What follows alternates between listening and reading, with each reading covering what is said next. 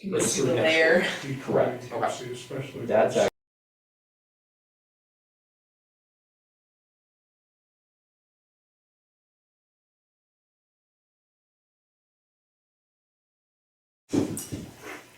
All right, we will call this meeting of the Kiowa-Benton City School District 52 to order. Please stand for the Pledge of Allegiance.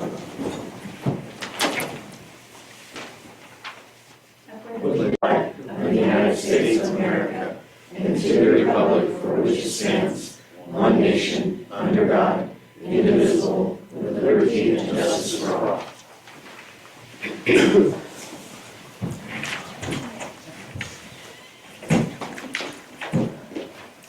All right, we'll move on to the approval of the agenda. Do you have any comments or questions? I have a question. So with these teachers that are, oh, I'm sorry, I'm ahead of myself. You said the agenda. I got ahead of myself. That's fine. I move to approve the agenda as written. I second that. Okay, all in favor? Aye. Aye.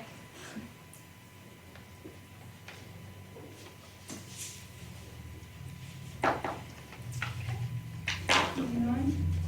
Pete, do we have any delegations? We have no delegations this evening.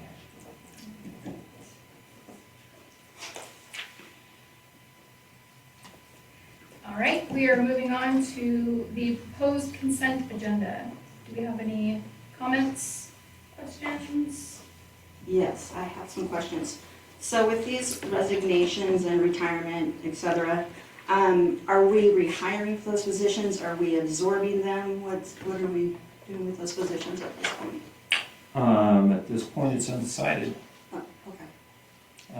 Like I told the board on Thursday during our work session, we knew that some things were coming down the pipe, so we're going to have to refigure some numbers and probably has some potential to impact some programming for next year, depending on which way we decide to go. Okay, thank you. Any other questions? Does that include the attendance secretary too, Pete? I think depending on what the board would like to do, we have the potential for replacement of some, all, or none, depending on, again, what the board would prefer to do.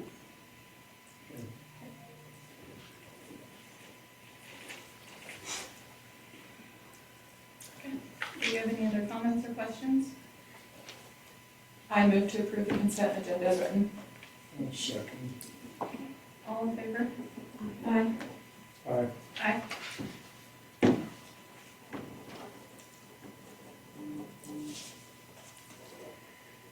Okay, moving on to public comment. Do we have anybody here for public comment tonight? Okay, well, let me read my spiel real quick. The board welcomes input from the community. Please follow the public comment procedure by stating your name at the podium when recognized by the chair. Each person is allowed 3 minutes to speak. In accordance with the Open Public Meeting Act, the board is not allowed to discuss items not on the agenda. The board will direct superintendent to follow up with any items that arise during public comment as appropriate. The board will not allow complaints against an individual, staff member, or student in open session unless that individual has requested an open public hearing. No student or employee names can be used. Go ahead. Wait on. Hello, board members. As the governing body of the school district, you carry a responsibility to students, parents, and the community to make decisions that shape students' educational experience now and in the future. I want to thank you for taking on that responsibility. Very few people are willing to step into a role where difficult financial decisions must be made. Over the past several budget meetings, much of the conversation has focused on sports and extracurricular activities.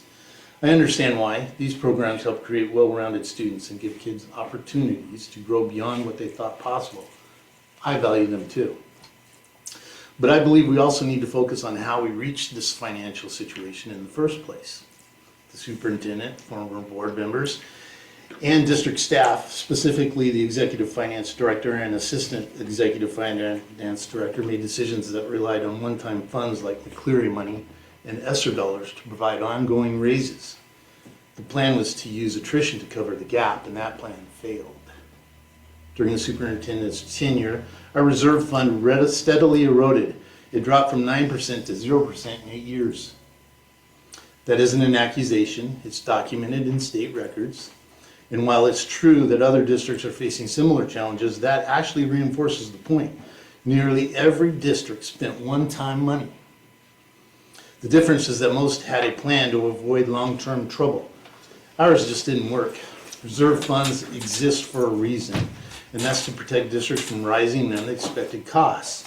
When you repeatedly dip into reserves, you weaken the district's financial stability. 9 years ago, we hoped to run a bond to build a new elementary school because our current building is 70 years old and needs to be replaced. Today, that dream is in our very distant future. Our financial condition has made it very difficult. That is the impact of the decisions made over the past several years, and it's why we must be honest about how we got here. Only then can we make responsible choices moving forward for the sake of students, not to line the pockets of some with more money. The levy failures indicate community perception. And just so you know, there are only 8 districts in this state out of 295 that are in binding conditions. That's 2.7% of all districts. And I have financial condition statements right here that show eroding reserve balance. Thank you. Thank you, Wade. Do we have any other public comment? I do have a couple electronic that were sent in.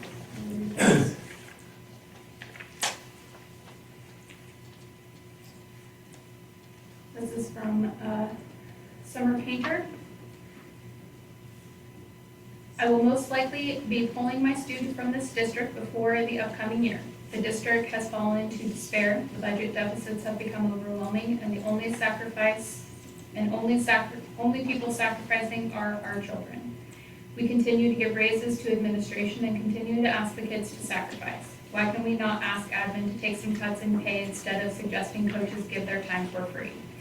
We took one-time money and created years' worth of debt we cannot pay. I used to love this district. I have put 3 children from kinder to graduation through Hy-Vee, 3 grandchildren through the elementary, another graduated after 1 year here. As a district, we are failing our children. The board has failed us repeatedly. We have a superintendent who doesn't even live in the district. He has no horse in the game but a paycheck. I will never vote in favor of the levy in this district until there is a change in administration and true accountability with our money. Sincerely, Summer Painter.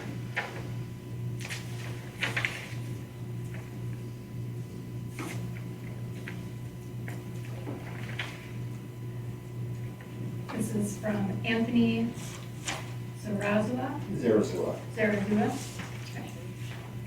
Good evening, members of the school board. My name is Anthony Zarazua.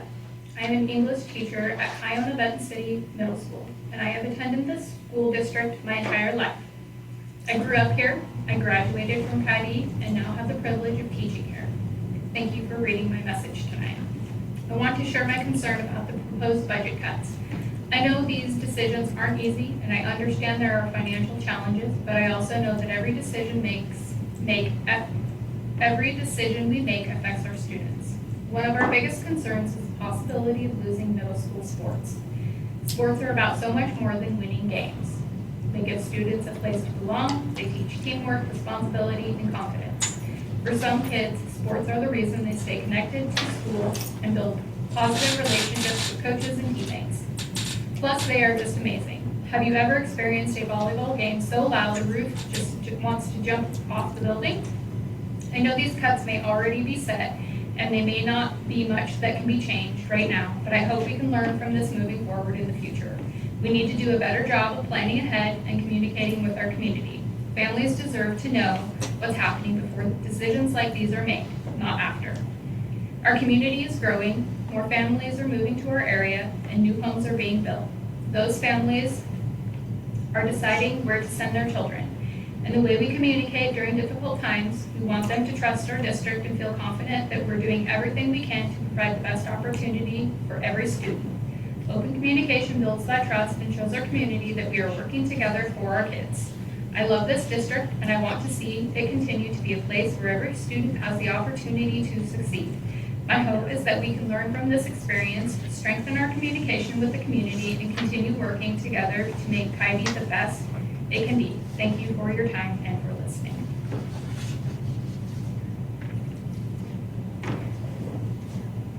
Is there anybody else that has any public comment? I do want to note that if people do have electronic comments that they send in, that they do need to follow the public comment rules and not naming anybody specific. So if we do have any that come, that are sent in electronically, they will not be read unless they follow the procedures that we have to follow for public comment. Gina, can I ask a question? I'm sorry. If you would like to come up to the podium, please. Just really quick, just want to make sure during public hearing on the budget, we can make comments. Yes. Okay, just want to verify. Thank you. Okay. All right. Let's see. Okay, there's no more public comments. They are now closed at 6:41 p.m. I will now call to order the public hearing on the 2026-27 budget. I will turn the floor over to Mona for the presentation. Good evening, everybody. As you will see here, this is going to be our projected proposal for the 26-27 budget. And we first come upon enrollment projection, and you will see that for 26-27, we are looking at 1,200. These numbers, again, do not reflect actual running start within these. These are just your K through 12. So there's a change of about 70 on the base enrollment numbers from last year to this year. Enrollment projection versus actual. So right here you can see for 25-26 this past year, we had a projected of 2070, and of the actual average for the year, it was 1,215. And I think, Pete, if you wanted to comment on the variations or those, I know you said there was the reason for the jump. Well, what we had discussed last week was that this is a trend that is not significantly different from any other district around us, in fact, across the state. The big thing to notice was just following COVID, where we were actually one of the few districts that increased enrollment during that time. But then we see it starting to edge down afterwards, very similar to other districts, especially in our region. But overall, I'm talking to superintendents around the state that have seen the same exact pattern. In fact, OSDI has stated that multiple times. So just a note that you do see that bubble right in the middle. This is apples to apples, so that 1215 is That's what minus running start as well. That's K through 12. For last year, yes. Okay, so for the budget summary, 26-27, for our general fund, the beginning balance looks to be 818,027. Our projected revenue is 22,057,913. We're expecting with the expenditures to be the same amount, giving an excess of 0. And then the ending fund balance at the negative 818,027. For ASB, the beginning fund balance is 277,166, with a projected revenue of 279,250, expenditures of 222,640, with an excess of 56,610, with an ending fund balance of $333,776.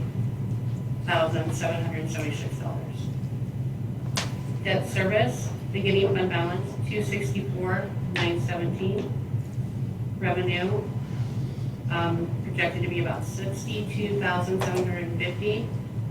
Expenditures, 9,188, with a projected $438, with an ending fund balance of 230,479. Capital projects is pretty minimal movement. You're going to have a beginning fund balance of 7,350.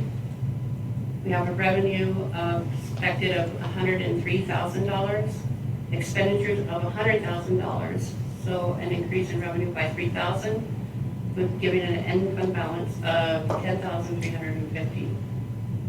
Transportation, we have a beginning fund balance of $429,688, projected revenue at $225,146, expenditures of $265,000, with a deficit of $96,054, leaving our end fund balance at $333,634.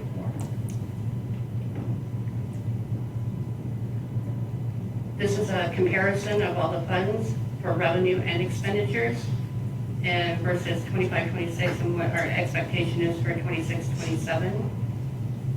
So it looks like the general fund balance looks to have a change of $521,597. ASB, $18,656. Debt service, $47,436. And capital projects at a 0. And transportation, a change of $75,146. Moving on to expenditures. Again, with a balance of revenue and expenditures, the change for expenditures is $521,597. ASB looks to be $114,011. Debt service, 0. Capital projects, 0. And transportation fund, a change of $15,000. This is a general fund revenue breakdown. Local taxes are $2,500. And if you'll note with the star, that's $889,074 less than the previous year. This is reflective of our double levy failure. Local non-tax is $251,026.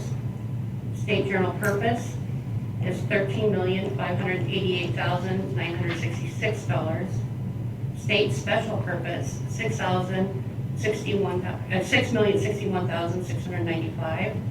Federal special purpose, $2,153,726, showing the total revenue at $22,057,913.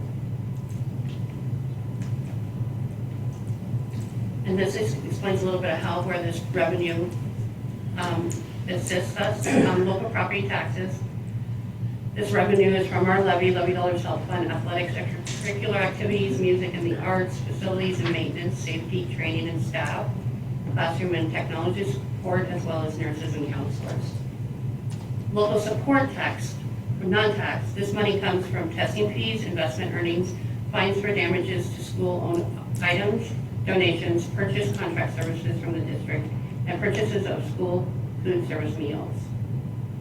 State general purpose, this is apportionment and our largest revenue source. This is driven from student enrollment numbers. State special purpose, this money funds special ed, lab, transitional bilingual, highly capable, as well as bus transportation. And the federal special purpose, these monies are for districts to provide supplemental services needed to assist students with academic needs that may not be met with state and local funding. Examples are Title I supplemental, special education, and migrant services. The 26-27 general fund expenditure breakdown. So if you look at it, regular instruction is going to be $10,260,357. Special education, $2,887,108. Vocational education is $960,541. Compensatory education, $2,091,450. Instructional program, $8,312. Community services, $505,520. And support services, $44,625, for a total of $22,057,913. And what do these program expenditures cover?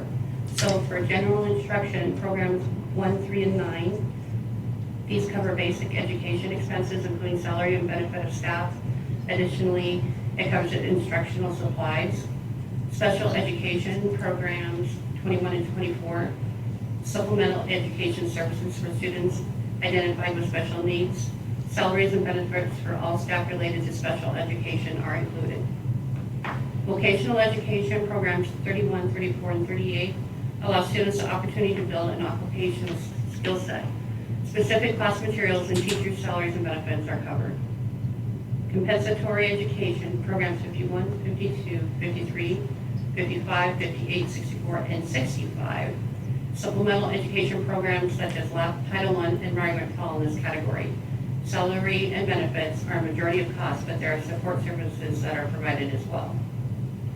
Instructional programs, program 74, highly capable salary and benefits, expenses, and supplies. Community service is program 88. The district has a community schools program, ECAP. This includes operational costs along with salary and benefits. And support services, programs 97, 98, and 99. These cover a wide array of salaries and benefits of the superintendent, business office, pupil management, facility and grounds, nutrition program, and transportation. School insurance costs, facility maintenance, utilities, motor pool are a few of the other expenses in this category. And this is just a breakdown expenditure of program. And it's just listing some of the information that was previously in the charts that we had.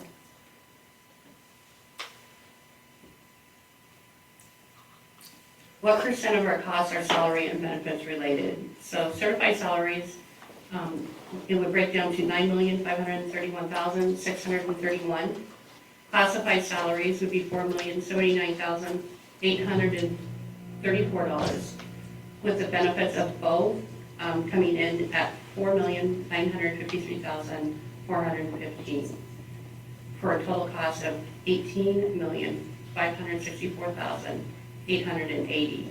And then you look at that by the total cost of what we're looking at expenditures, that is an 84.16% of the total budget. Okay, material supplies and other costs, which we call the MSOCs, disclosure. The combined MSOCs from the F203 revenue estimate, so regular instruction, it looks to be $1,816,906. Grades 9 through 12 additional is $84,865, for a total MSOC allocation of $901,771. And to the right is the expenditure estimate and based on program. And you can see, so for program 1, basic ed, you have projected supply costs of $119,878, services costs of $337,747, travel for $4,500, capital outlay 0, for a total of $457,625. The next column, 97, with district-wide, you have a supply budget expected of $255,597, a service budget of $1,133,339, travel 0, capital outlay 0, for a total MSOC of $1,388,936. Those two totals are $1,846,561. And just doing a quick, that's approximately about 3% of what we've expensed out to what the actual allocation is. So legislative impacts, IPD salary increase rate is 2.6% for the 26-27 school year. Enhancement for the MSOP K through 12 basic ed and 9 through 12 increase is 2.8%. Special education funding cap removed in 25-26. So this is just to kind of give you an indicator of the change moving forward from this past year to moving forward. This is our 4-year outlook. So we have years 26, 27, all the way through 29, 2030. Again, kind of looking at some of this, it's kind of difficult to kind of plug in the numbers, not really knowing. So we do our best estimate and looking at what future enrollment might be like. And just so you're aware that these do include running start numbers.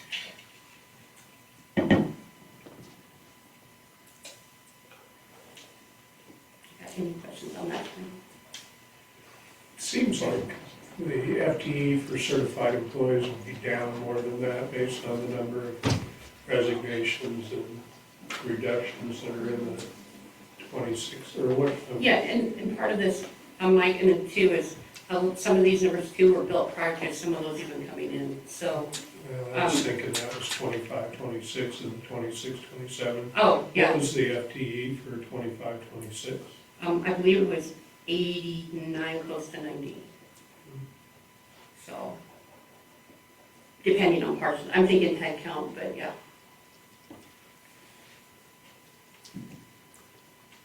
And are there any questions? Does the board have any questions you want to go over?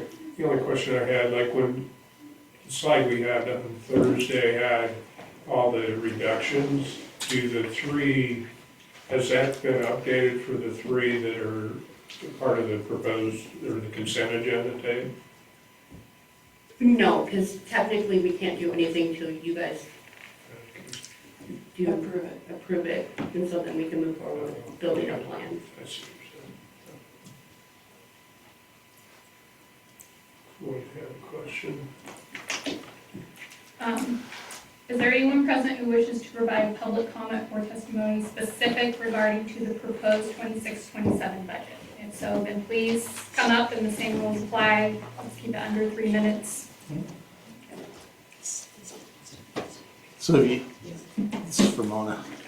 Okay. Since your last comment about board approval, so you haven't done anything with the current contracts, teacher contracts?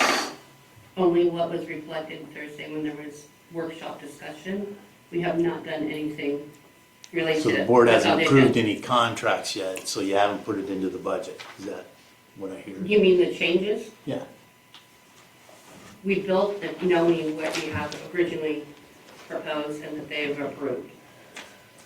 So, for instance, the list of names where we knew there was retirements and resignations that went before the board, those were incorporated into the working budget.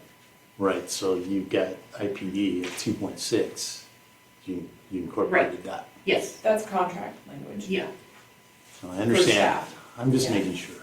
Yeah, Just that's- asking the question. So, Mona, if I may, so I'm fairly certain what you're asking is like the current, like You're just consent taking it agenda, into right? consideration. Have Yeah, are you talking about the considered it? current consent agenda that For we the- just approved? Are you talking about those, or are you talking about? Yeah, I'm when asking. When you're sorry. creating the budget, did you take into account that you're gonna have to give salary increases of 2.6%? Oh, yes, that was taken into account. That's my question. Yes, Okay. You have overload in the contract. Did you take that into consideration? Considering that you're gonna purchase or pay out overload. correct. And teacher preps. You're gonna have to purchase teacher preps, from what I understand. Depending, we've only had one every year for the last 2 years, or one in In the partial. form of sixth grade contracts. We remove people around because of Stephen Kelly, it sounds like, to me, you're gonna have to, right? Do something. Yeah, it hasn't been determined yet. What is on there you had funding cap removed, I'm not, special services, what is that? Yeah, it was What is just that? a House bill that passed, I believe, and it said they took out the funding cap, because there used to be a cap. You remember when special ed used to be capped, depending on, How much I mean, you there was spent? there was like a 13% cap of district enrollment, and then it raised up to 14%, and Oh, so they got rid of that. 16%. so they got Yeah. rid of that Okay. for 1 year. And then I don't remember if it was, at one of the previous meetings, I had made the comment with Kaylee that there's already discussion, they're gonna put the cap back in place to try and save money. So that's why it's a 1 year, Deal. yeah, Okay. so. And we cut $1.5 million from this year's current budget, right? And That's then- what it, yes. And then we've cut 1.5 essentially from this year, it sounds like, right? But we did a budget extension in June Correct. for this year for 1.5. For 25, 26. Right. Okay. Okay. Thank you. Gina, I do have comments, sorry, I No, you're fine. I misunderstood when you're at, so my government. Yeah, no, Okay. absolutely.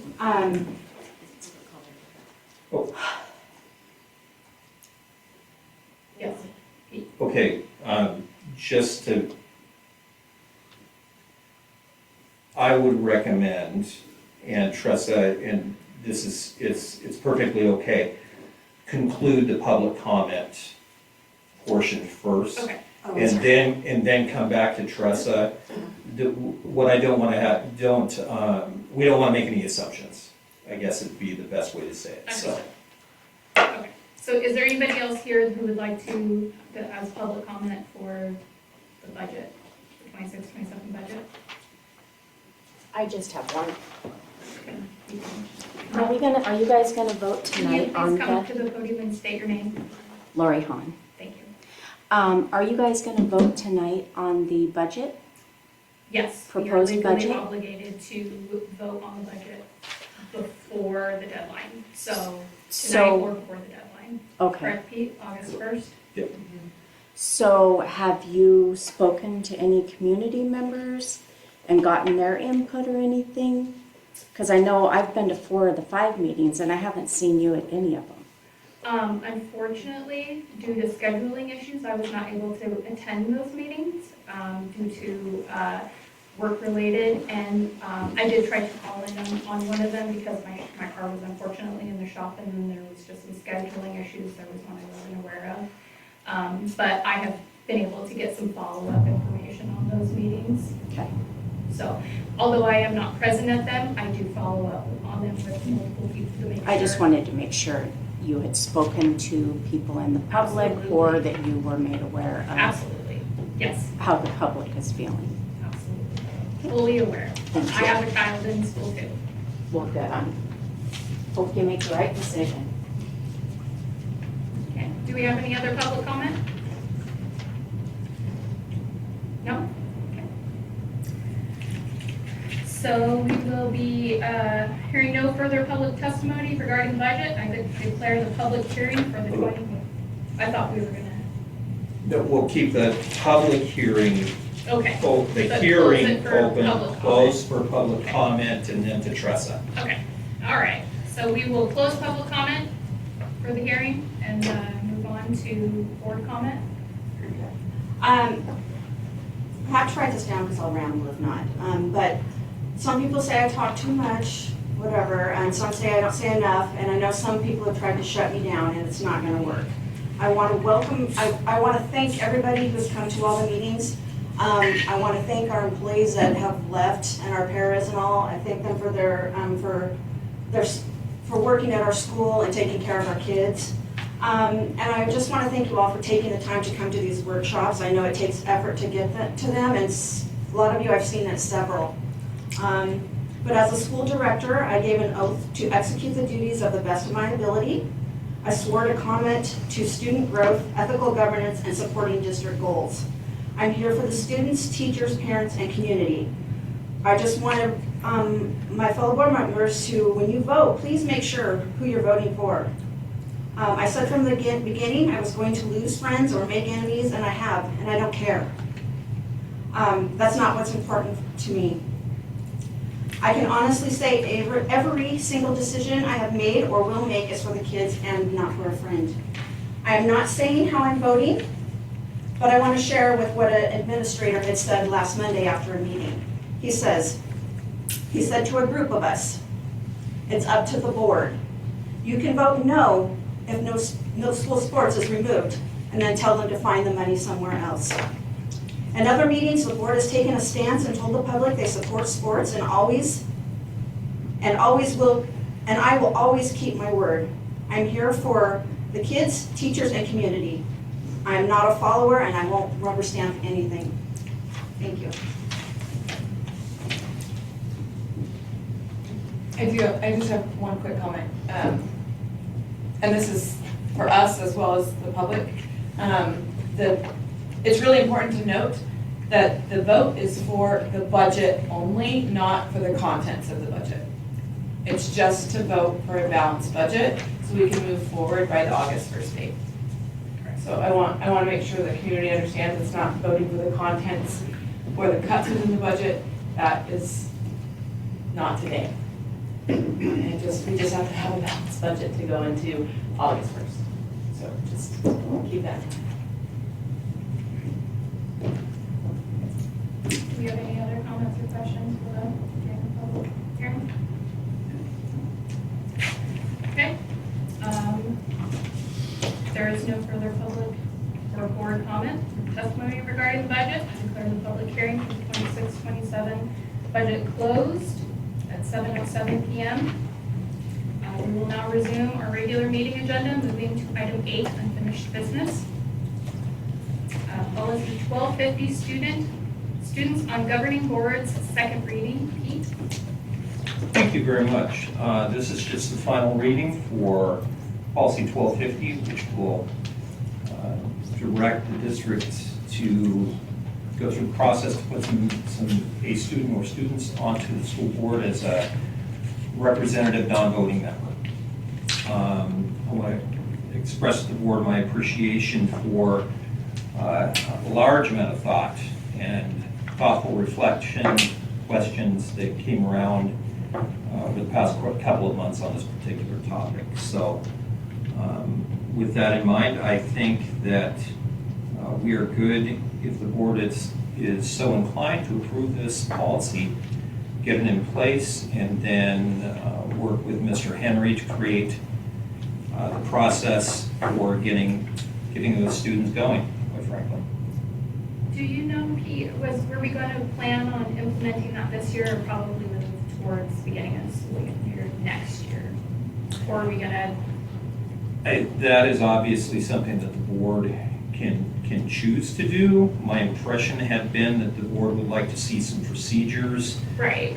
So that at the least we could time it around election time. Right. So that we could, kind of in going with the November theme, potentially have some choices be made and then an appointment to the board. Okay. Then at least one of those students would potentially then stay on the board for the second year as well. And then we start the process over. Do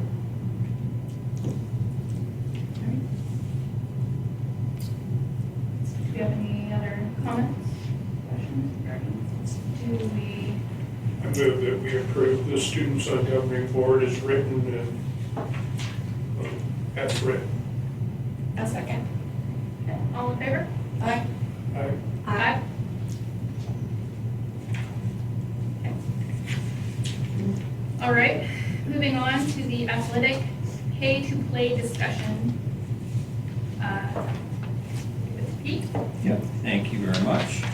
So, as the board is aware, we've been taking a look and making some inquiries around some pay-to-play options.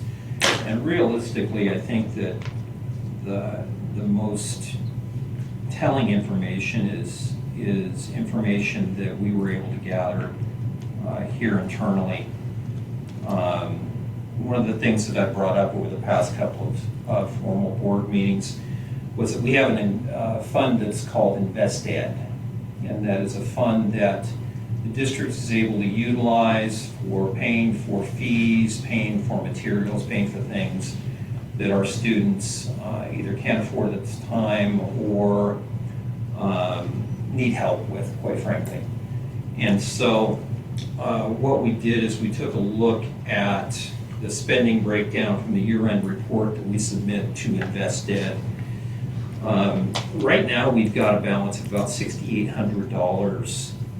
We're not closed out for the year, so there still may be some charges coming down the pipe. But with regards, and I think some of this is really where we need to be paying some attention, because our biggest single expense from InvestEd for the 25-26 was ASB cards. And that is a direct result of ASB being a requirement for students to be able to participate in athletics. And so we spent a total of $2,345 out of our InvestEd fund for 67 students at the high school level to be able to purchase ASB cards. We had dues for a club for 5 students for a total of $150. And this is really where you see some of the good stuff that InvestEd can do, quite frankly, is for that same club, we were able to purchase clothing, dress clothes, for those students to go to state. That was actually significantly more than the dues for the club itself. We spent about $455 for 4 students to get some dress clothes for them to be able to participate in state. So overall, at least to high school, we spent about $3,500. So we've still got a pretty good chunk sitting in InvestEd. And then on August 14th, we'll be getting our annual check from GISA Credit Union. And for those, I know that some folks in the audience have held them up, are debit cards that have the Hy-Vee logo on them. There's a certain percentage that comes to the district. And so all of those funds are taken and then deposited into the InvestEd account. Because that is an account that is available for students in need. And so I think that as the board weighs a decision about potentially doing a fee to students in addition to at the ASB, some type of a participation fee. It's just something to keep in mind, is that some of the fees that we already have are being subsidized right now by things like InvestEd. And that's exactly what it's there for. That's not a bad thing. So when you look at, I was able to only locate one district that really had a true pay-to-play model for 1 year. At the time, and I don't think it's realistic anymore, but the charge for that district was $375 per student per season, with no discounts for multiples, anything else like that. That was a true, I mean, they basically took their costs, divided them up by the number of kids the previous year, and that's what they came up with. That's obviously not a feasible or tenable position for us to be in. Is that for all sports? That was for all seasons? That was a Spokane school district that went through a double levy failure in an effort to keep everything. That was the charge that they went to. I think when Mike has spoken to this, I think he's put it very, very well. He's, and Mike, I'm not going to put words in your mouth, but the idea of some type of charge just to subsidize the overall, we're certainly not in a position where we're ever gonna try and ask for a significant amount of money like that was. I know that when Mike and I have talked, as well as other members of the board, you know, we're talking about something as simple as $25 for a kid to participate in a season full of athletics. I do think that ASB cards are something that could also be looked at, because that is an amount that is not only required for our athletics, but also for any of our extracurricular activities across the board. You have to have an ASB card in order to be able to participate in those events that then utilize ASB funds. So I think a combination of those two things could be something that the board would wish to consider. My recommendation to the board, and certainly if you'd like to see something formal in the lines of an amount with some projected dollar figures attached, I wouldn't feel comfortable presenting to the board anything higher than maybe a $25 fee on a per sport or per activity basis. And I really think that's kind of, either we move forward with that type of a discussion, or we table it until we see such a time when InvestEd isn't able to cover the costs of all of those types of activities. That would be my recommendation. Pete, I have two questions. Absolutely. The first question is how many, and I know this is going to be difficult because kids play multiple sports, but how many kids played high school sports this last year without doubling them up? If that makes sense. Without doubling them up, I'd have to ask Clay and Keith on to go back and find that particular piece of information. Okay, do we have an estimated number? Yeah, so they sent me, overall? we had 94 participants in fall. We had 66 participants in winter, including cheer on both of those. And then we had 124 participate last spring. And that was also minus tennis. And I just want to throw that out there in case you remember, we did not have a tennis coach and were unable to locate one. So that portion of the season was canceled. But I think the majority of those kids were able to find other sports to go into. But that's Okay. And then my second question is how much is the ASB fee now? $35. At the high school, $10 at the middle school.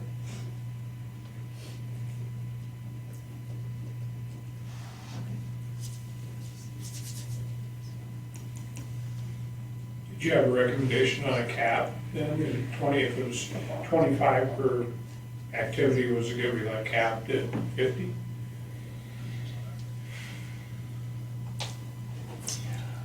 Or just run with it? I mean, so like, there's no issue with InvestEd, paying out of InvestEd for a pay-to-play one. Correct. What we would hope is that it would be truly for students who are in need. On the flip side of that, when you have 70 to 75% free and reduced rate, you know, we're not in any danger, quite frankly, of not getting most of that money going to kids in need. I think the thing that we would have to address would, once the school year starts, is when you go about adjusting those any potential adjustments for ASB fees also has to involve the ASB governing bodies of the schools. So we need to wait till kids are back in session for that to occur. At this point, I think that you could probably enact a $25 additional fee per sport, with the idea that we could probably scholarship that out of InvestEd if need be, and be fairly safe. And how is that done now, like the 67 kids or students that got the SD cards, that just talk to Clay, or is there? I'm going to talk to Katie and talk to Clay at the high school. We make a note. Usually if they're a qualifying student, it's simply a note in their file that this is being covered by that. There have been instances when Mr. Henry, correct me if I'm wrong, Mr. Henry, where he's allowed kids to make $5 a month payments whenever they could towards those types of things. But as long as the money is invested, I don't see the reason not to use it, quite frankly. So the money that collected goes back into invested? Is that what we're gonna do with the money, or is that, we'll put it back into invested, the fees that we? So the fees that come out, if they were like for an ASB, or if they went for an activity specific, they would actually go into the general ASB fund. Okay. It's kind of funny, you're taking from one fund, basically moving it through a kid, and then into another fund that quite frankly is gonna go back to more kid activities. So it's a good way to do that, but of course mindful of ASB regulations and such. We can't put it directly back into InvestEd because that's an account that is for instance, you can make a donation to InvestEd that then can go towards things that'll eventually lead it into the ASB account.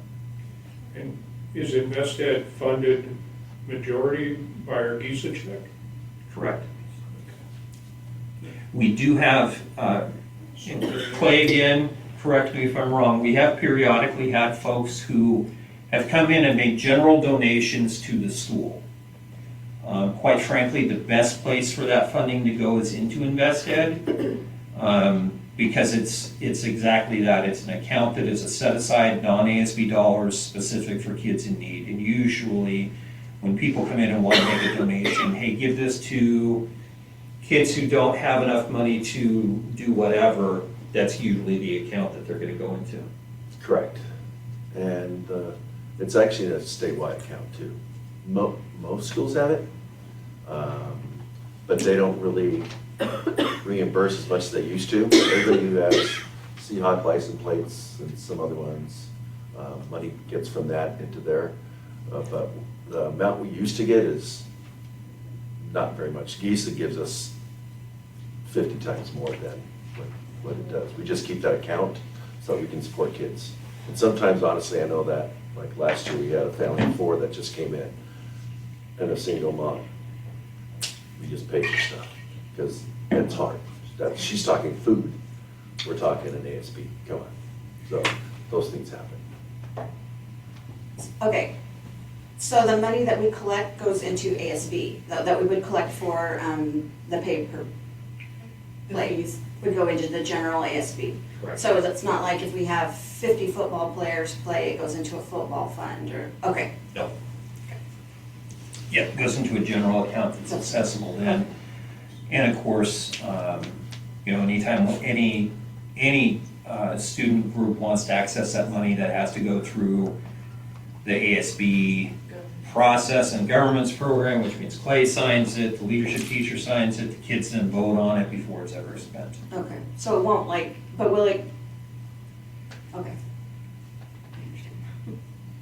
I just didn't know if so say band wants to do something, but they didn't have a pay to play fee, and all the athletes did, does it go to, that's what I was kind of wondering.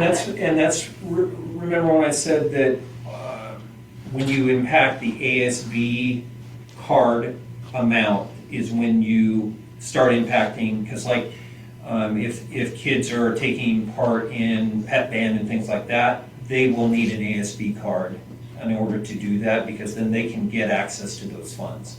So if it's a school-sponsored club or activity, even if it's non-athletic, those kids are still supposed to go get ASB cards, which is why of the 67 kids here, we can assume that they might have all been athletes, but some of them could have been like the 4 or 5 FBLA kids who needed their dues paid. Those were dues that came out of InvestEd, went to the student, came back to the school in the form of ASB funds. Yeah. All right. Makes sense. Yeah, I mean, that's where it's kind of probably better to call it a pay to participate instead of pay to play, but I mean, if you Right. just did the math, you know, it it's about 284 participants, which maybe or may not include clubs, but, you know, that about a quarter of that were ASB and club dues. So, you know, at $25 and 210 kids, it's $4,250. So it's not, you know, it doesn't solve the budget, but I think it is it's more of a, you know, like, it's just part of paying, participating in the process type of thing. And I know it's, like in Oregon, it's that you pay it because that's what it costs. Yeah. You know, this is more, hey, everybody's pitching in and we're moving in the right direction type of thing, so.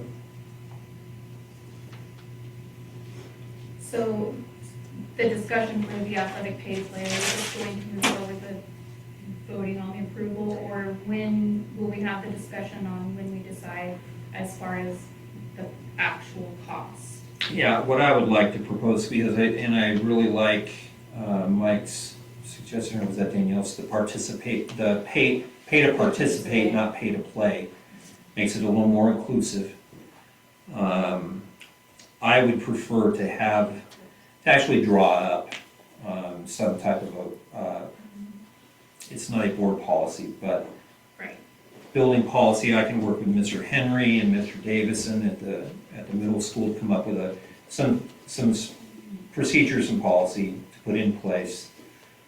That way, there's no guesswork about it. Is it possible when you're doing that to take the current cost of sports for high school and then calculate out the amount of participating students so that we get an idea of what the cost per student is, to see where that balance is going to be as far Yeah, as, I mean, because I don't know that we've actually looked at that. And while we do that, if we can do it for middle school as well. Sure.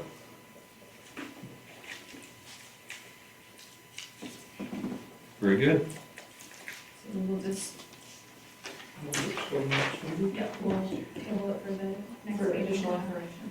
Okay. All right, do you have other things you want to discuss for the athletic pay to play, moving to pay to participate? Okay. All right, we will be moving on to new business. Item A, minutes from the 6/22/26 for approval. Do you have any comments? Questions? Motion for approval? I move that the prior minutes from 6/22 be approved as written. I'll second. All in favor? Aye. Aye.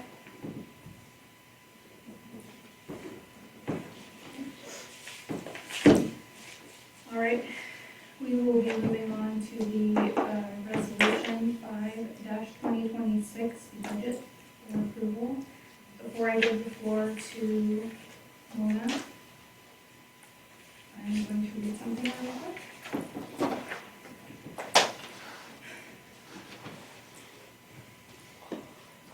Okay, for the official record of tonight's meeting, I want to clarify the legal parameters governing our actions this evening. Under state law RCW 28A 505, this board is legally mandated to adopt a balanced operational budget and appropriations resolution for the upcoming fiscal year prior to the statutory deadline. And quote me if I'm wrong, Pete, that is August 1st. Correct. Our legal duty as school directors requires us to maintain a budget where projected expenditures do not exceed estimated revenue and available fund balances.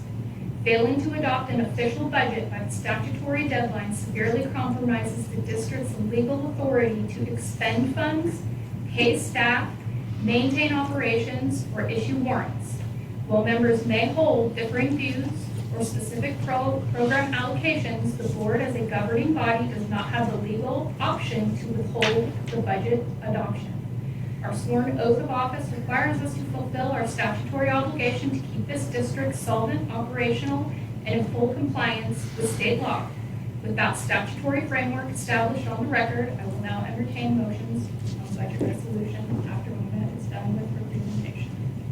Everybody, in your package, you received the resolution number 5-2026, adoption of the 26-27 budget.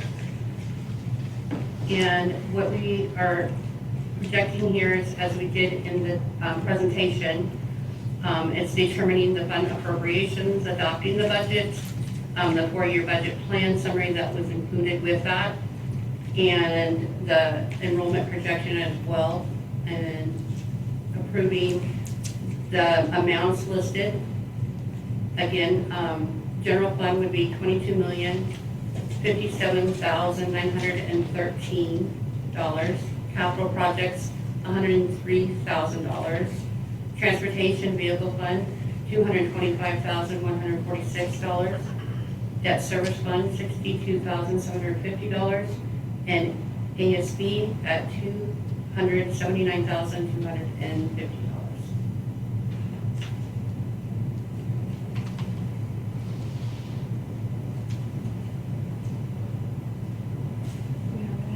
Yes, oh, I'm sorry, yes. I move that the board approves resolution 5-2026, the 26-27 budget as presented. Second?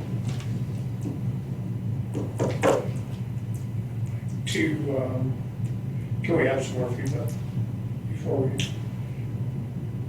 I mean, I would like to comment on it before, before I second it. We have a motion on the table, so therefore, until it is seconded, yes, you can go ahead and comment. I mean, I'm inclined, maybe just because it is a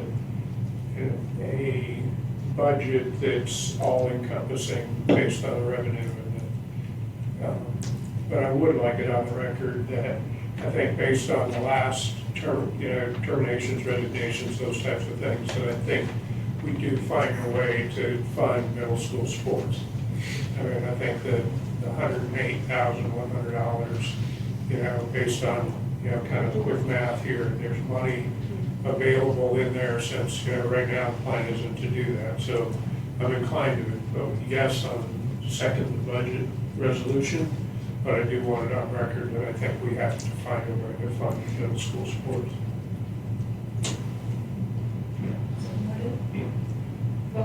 I was just going to add, I don't think that, for the record, I'll say that I don't think,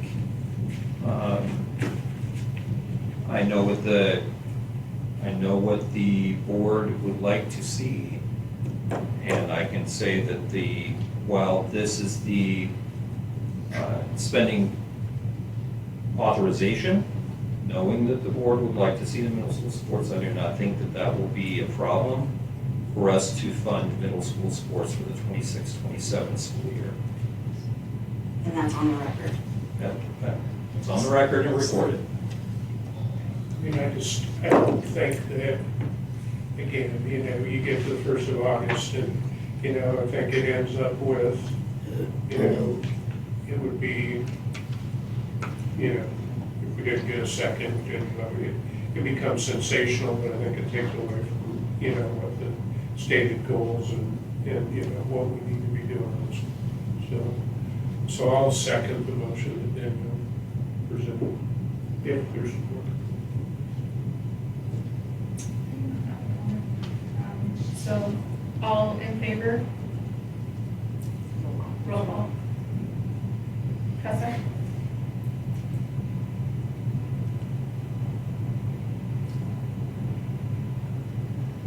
Yay or nay? I know the answers. It's roll call, so. Okay, well, I'm thinking. Along with the stipulations that Mike says, aye. Danielle Herby, yes. Mike Peterson, yes. Gino Warner, yes. Yes. Thank you very much.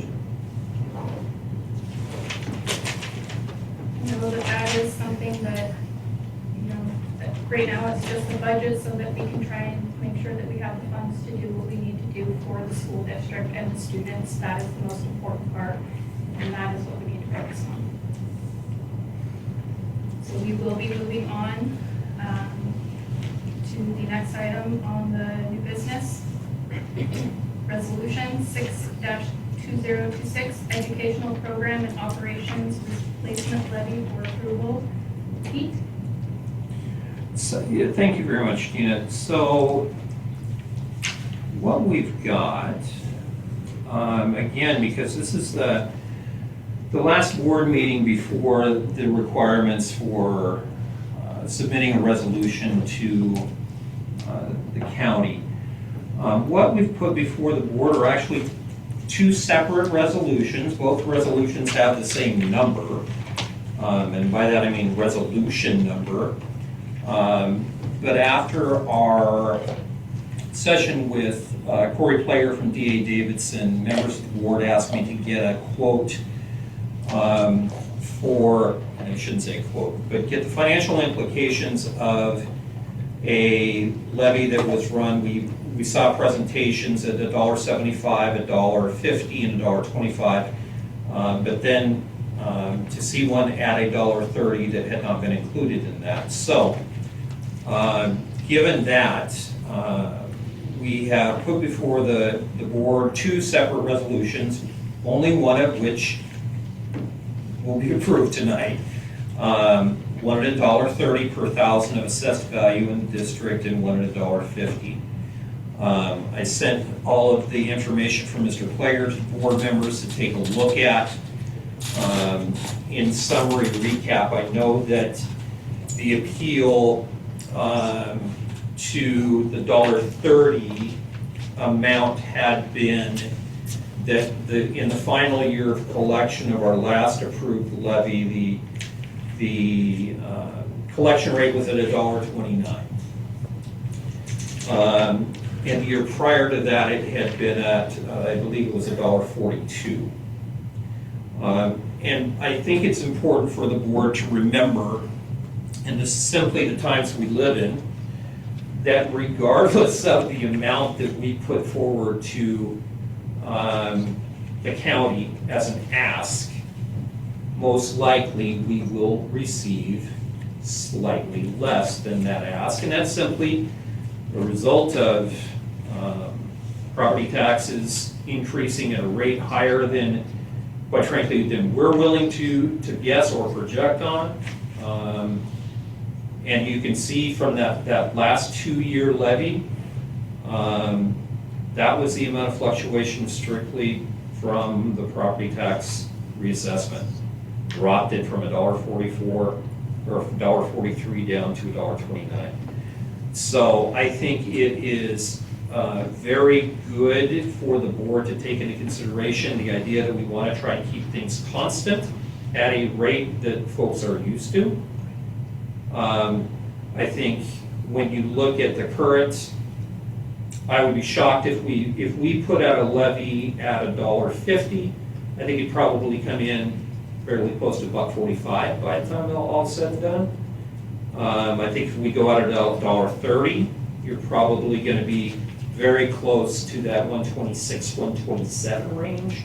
So just slightly below what was asked for in the past. I think in either of the two instances,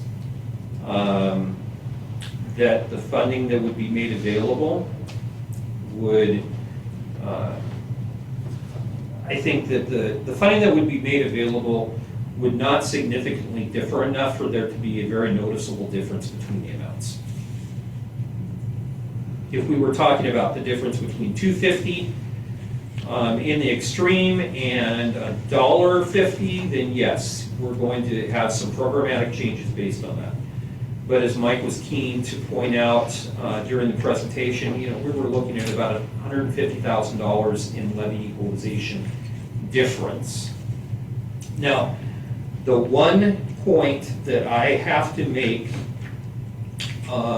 because many districts around us felt this year, is when the legislature got bogged down and hands were tied for money at the state level, they attacked and took the LEA, which is that matching piece that we get from the state. That's where that dollar, or that 150,000 that Mike was talking about and has talked about comes from.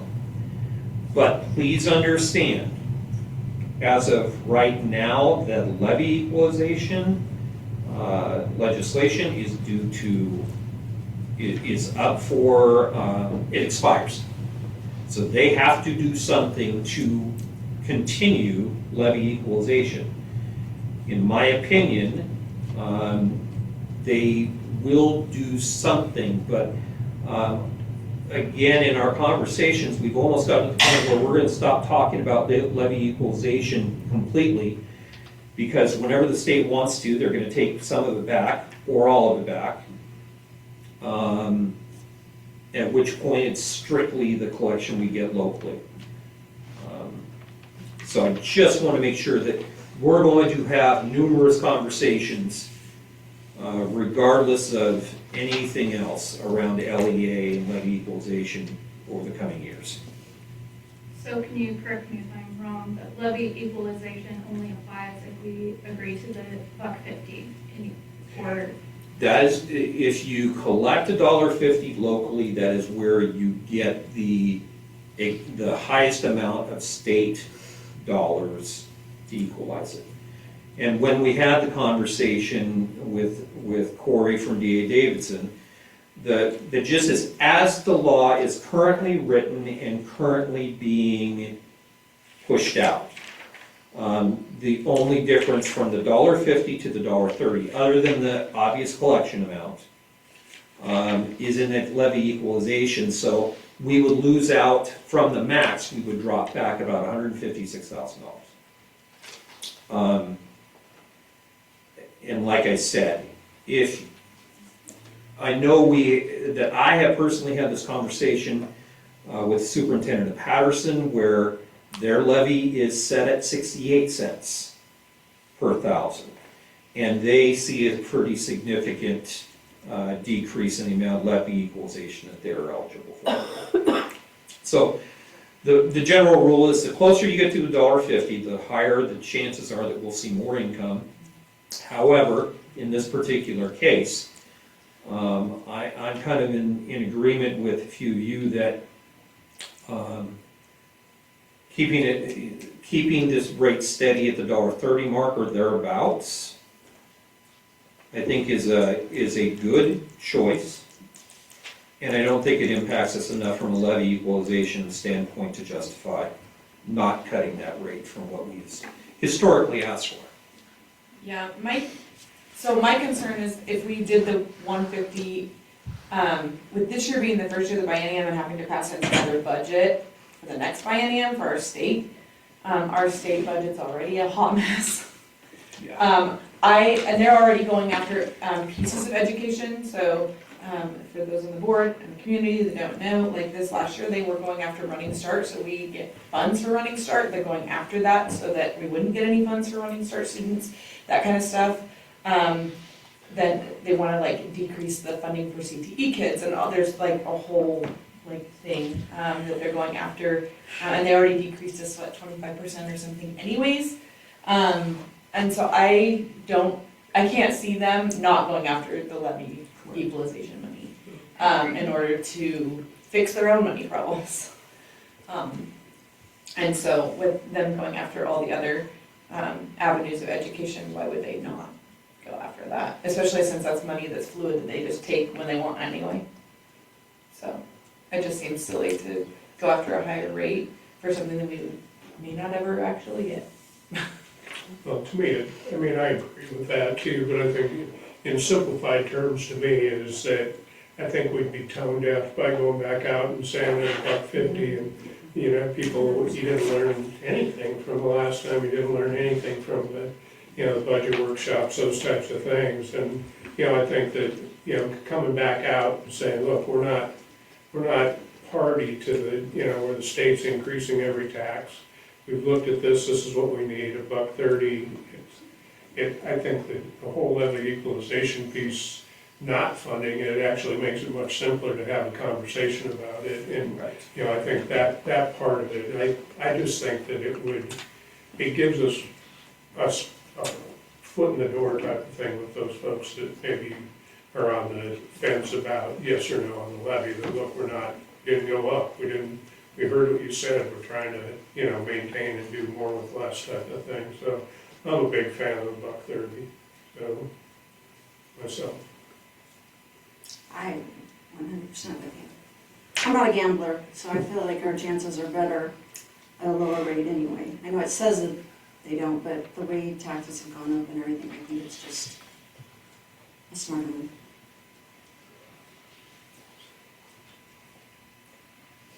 So, proposal $1.30. Yeah, I would, $1.30.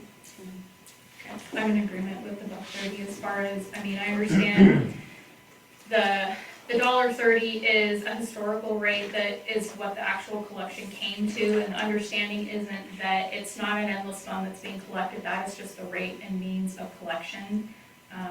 The last levy was voted in at $1.50 and it came in at $1.29. So, just so everybody knows that it's not an endless fund, it's just that is the rate and means of collection. So I agree with that being the proposal that we go with, the board. So with that being said, Gina, what I would ask is that you go ahead and option one, the first resolution that the board saw of the two, we would be asking for a vote on the levy resolution option one at $1.30 per thousand of assessed value collection. So for option one of the levy at $1.30 per thousand, do we have a motion for approval? make a motion that we approve resolution 1 for $1.30 per thousand for 26-27 levy. Do I have a second? I'll second. All in favor? Roll call. Trustee Watts, aye. Danielle Harvey, yes? Mike Peterson, yes. Tina Warner, yes. Thank you very much. All right, we will move on to item B, announcement of the levy pro-con committee. Back to you. So with that in mind, now that we have an approved resolution, then we'll formally make the announcement of applications will be made available tomorrow, online or on paper, for those of you that prefer, at the district office to apply to be on the either pro or the con committee for the levy. So please understand, anyone who wishes to do so on either one of those, the chair of the committee's names will be reported to the county, because both the chair of the pro committee and the chair of con committee, if there is one of either or both, they communicate directly, the county, Amanda Hatfield communicates directly with the chair of those two committees for opinion statements. So those two committees are not sanctioned by the district, either the pro or the con, which is why we have to get the application so we can get the information to the county of who the main contact is. So with that, we will make those available to the public tomorrow, but anyone is certainly feel free to send me an email if you wish to be considered, and we can get that information sent to you electronically if you choose. Is that gonna go out on social media? We will put it all out there, telling them how to access the actual application. We aren't going to just send the application out there for everybody. I think that you might, most committees are, you don't want to get 50 or 100 back. You would love for either one, but people need to know what they're signing up for, so usually a conversation is best. Understood. Do you have any comments for the pro-con committee? Okay, we'll move on to board comments. Do you have any comments? I want to, yeah, Trish already said, but I thank all of you and everybody that came to, the meetings over the last 6 weeks and, passion and commitment to the district, and tell you, these are ugly decisions, so it's no fun. But I think that, there were a number of folks, including people in the audience today, that had mentioned, that they wanted to be part of the levy committees. So, whether that's pro or that's con, if that's, the way you want to go, I hope that, you help us and follow through on that too. So. I do have a board comment. I apologize for being on my phone, but that's where I had to put my statement so that I could read it. Tried to print it, but I effectively jammed up the printer at work for a solid 30 minutes, so really appreciate that. So before we move on to our next agenda item, I want to briefly address the community regarding board communication and engagement. I take my responsibility to this district and our community very seriously. Over my years on this board, I've been proud to maintain a strong record of participation across our regular board meetings, past levy committees, public forums, and district events. I understand that there have been some questions regarding my absence as a few of our recent summer workshops, while work commitments and scheduling conflicts sometimes arise. My commitment to this district remains absolute. If any member of the public or any colleague on this board ever has a question regarding my work schedule or perception, please reach out to me directly. Direct communication ensures you receive accurate facts rather than second-hand speculation, and my door is always open. Thank you. And with that, I will apologize also if many of you have noticed I have been tapping this during the meeting. It is monitoring my heart rate. It keeps going up, and so I keep turning it off. So I just want to apologize that typically I have been able to attend all these meetings, but I've taken on a new position with my workload, and it has been very conflicting the last 2 months while I balance my community and my work schedule. So that's all I have.